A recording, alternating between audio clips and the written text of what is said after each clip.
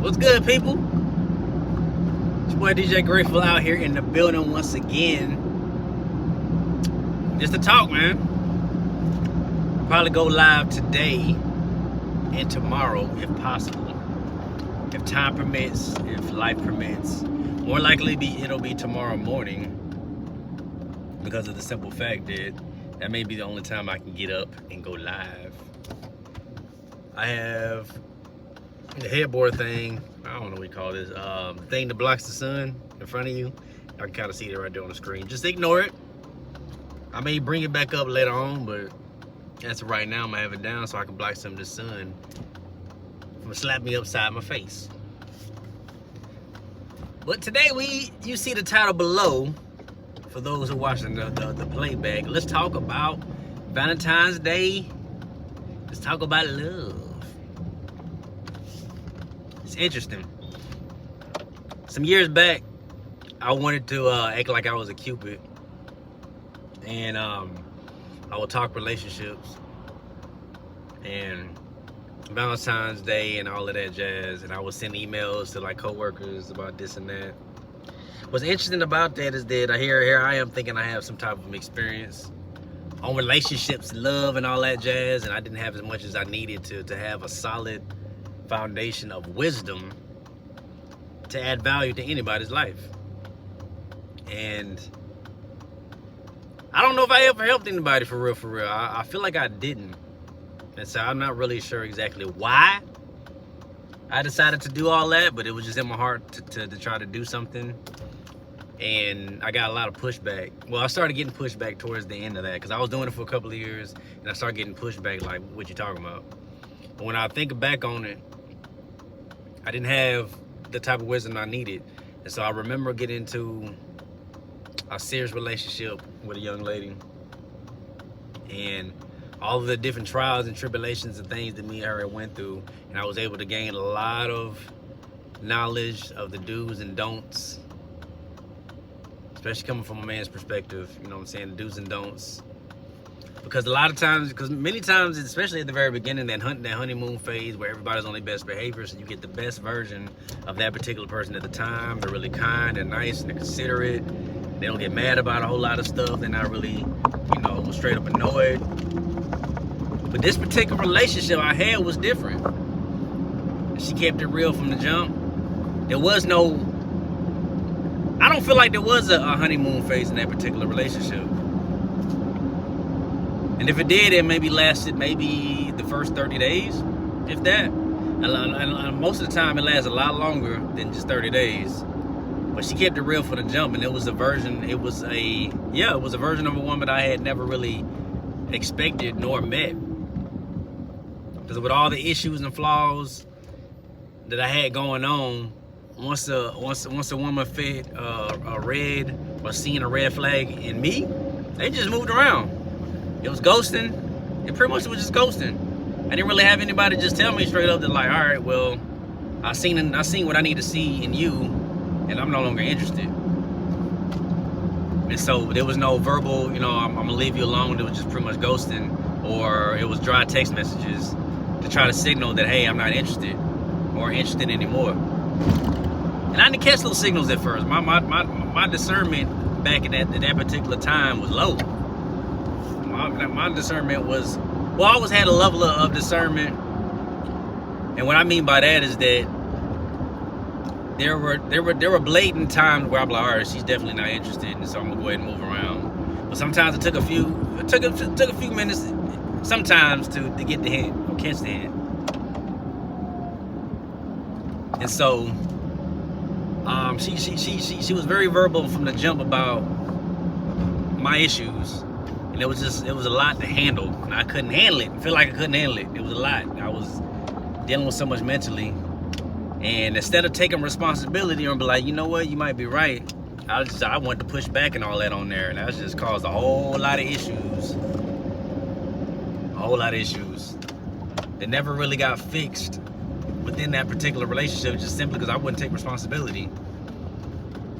So when a woman is being on quote unquote best behavior, or being as kind as and patient as she could be, you don't want to take advantage of that. You want to make sure that you are cherishing that time with that particular woman. If you don't want her going bobblehead and throwing the forehead and working the neck and all that jazz, then there's some things that fellas we got to do to make sure we don't get that type of energy from a woman. At least not as often as it could happen. But that only comes with maturity. We got to mature. We got to do the work, the healing work on the inside. That's why I would say therapy, I feel like, really is a good thing. Get to understand who you are, get to understand the brokenness, the issues you got going on, and you got to heal. You got to heal from relationships. You got to heal some things from the past. A lot of times, them things are really bleeding over into your relationship, and we point the finger a lot. We point the roast hand. We point the finger a lot, saying that the other person is a problem.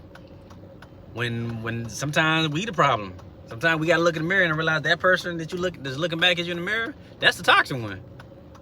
It ain't always the other person, especially if you got a revolving door of the same situation over and over and over again, with a person, and you wonder why things ain't never working out, things only lasting 4, 5, 6 months, a year, blah, blah, blah, and the same things keep happening. You gotta start, at some point in time, you gotta look at yourself and be like, all right, well, what am I doing wrong, Because there's two sides to every coin, there's two sides to every story. And so, a lot of people will say three. There's her side, his side, and then God's side, because he sees the overall picture of everything. So, take responsibility. What are you doing? What are you saying and what are you doing to add to toxicity of that relationship? And it coming from the nice guy's perspective, that I believe I said in another video. A lot of times we are putting up with behavior that we shouldn't be putting up with. And so you gotta have enough value in yourself to be like, all right, this ain't worth it. You need to move around. Because one thing that I've learned, and I tell people this, quite often, that once the person chooses to like you, it feels like it's almost nothing you can say or do to change their mind. But likewise, on the opposite end, and when a person decides that they ain't feeling you like that on a romantic tip, it's almost nothing you can say or do to really change that. And it just is what it is. But I forgot where I was going. I forgot the point I was trying to make. There was a particular point I was trying to make in that. What was it?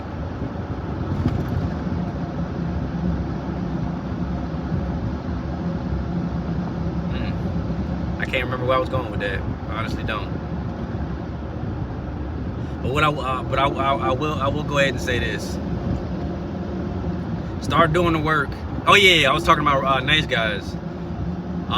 You gotta heal, and you gotta get to the point where you are willing to lose that woman if it came down to it.